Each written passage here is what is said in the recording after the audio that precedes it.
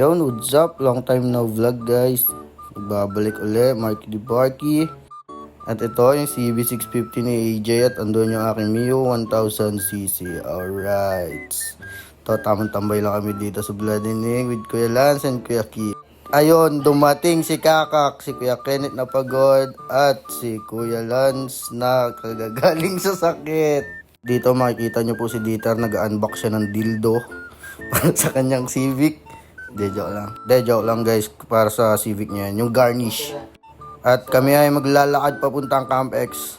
Mga kasama ko nga pala dito yung mga car guys, pero napilitan sila maglakad. Tignan mo si Dieter, pudpud na yung sleeper niya. Oh. Dating namin ng Camp X, puta, bumili ng sleeper. Napudpud na yung Birkenstock niya. Kaso wala yung manager dito. Si Boss Janry. Ayan na yung may-ari ng Camp X guys. So yan, puta, balik na kami, Bladinig, let's go. Kinuha ang motor. Ayun na yung beach ni AJ. Then time na papunta kami ng complex guys. Yan, punta kami complex. Ikot kami, sabay hanap kami ng siomai.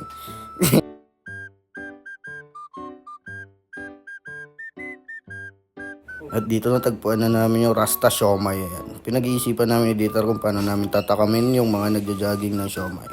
Pak, isang Japanese tsaka pork siomai nga dyan kuya. Tangina, sarap. Bawang pa lang, lugi na.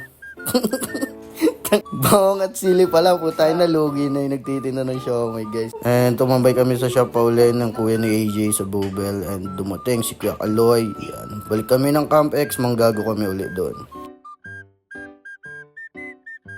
Forma ng sunset guys oh. Yan, tamang ML si RJ. O puta, gulo niya naman.